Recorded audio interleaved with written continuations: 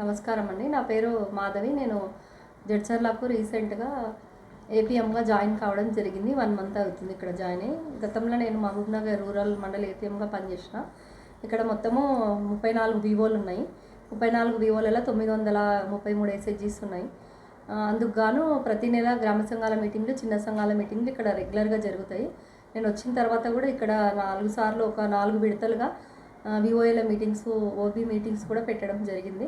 ప్రతి విలేజ్లో online reports కూడా రెగ్యులరే ఉన్నాయి. ఒక ఉదండాపూర్, ఒల్లూరు మాత్రము కొంచెం సేల్స్ ప్రాజెక్ట్ అని చెప్పి అవి 2 మాత్రమే పెండింగ్స్ ఉన్నాయి. ఈరోజు జరిగిన మీటింగ్స్లో రెగ్యులర్గా గ్రామ సంఘాల మీటింగ్స్ జరుగుతున్నాయి. దాని డేట్స్ ప్రకారమే రెగ్యులర్ మీటింగ్లో భాగంగా లింగంపల్లి గ్రామానికి కూడా వెళ్ళడం జరిగింది. లింగంపేట గ్రామానికి కూడా వెళ్ళడం జరిగింది. ఆ లింగంపేట వివో 2 వివోలు ఉన్నాయి అక్కడ.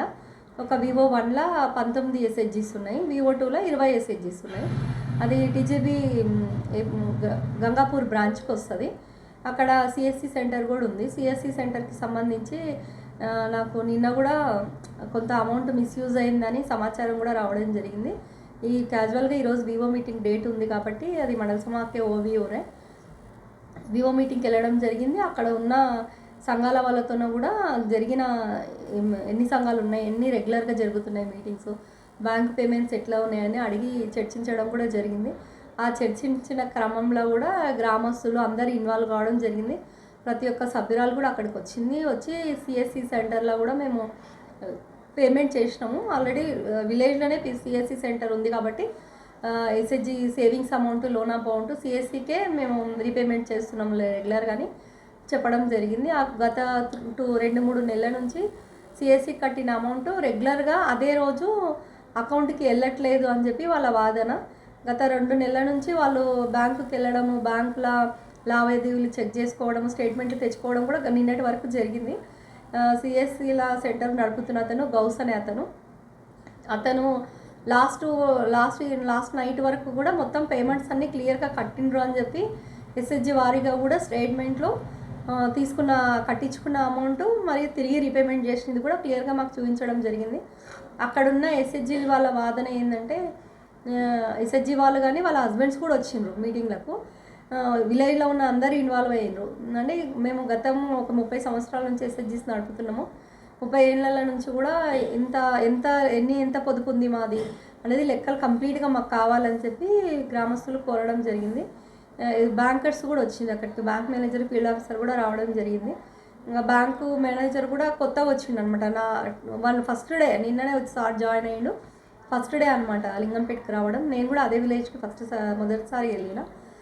అక్కడ వెళ్ళిన లావాదేవీల ప్రకారం సార్ కూడా నేను స్టేట్మెంట్స్ మొత్తం ఇచ్చినా ఏమున్నా మేము చూస్తాము అని చెప్పడం జరిగింది. నేను కూడా ఎవ్రీ మంత్ మాకు పాస్బుక్ అప్డేషన్ కానీ స్టేట్మెంట్ కానీ ఇస్తే ఏ మంత్కి ఆ మంత్ మేము టాలీ చేసుకోవడం జరుగుతుంది. లెక్కలు ఎక్కడ ఫ్రాడ్ కాకుండా అమౌంట్ ఉంటుందని చెప్పి బ్యాంకర్ని కూడా కోరడం జరిగింది. రెగ్యులర్గా కూడా సిబిఆర్ఐ మీటింగ్స్ బ్యాంక్లో జరుపుతున్నారు. ఈ క్రమంలో ఇంకో ఎక్స్ట్రా మీటింగ్ కూడా పెట్టిస్తామని చెప్పి సార్ ఒప్పుకోవడం జరిగింది.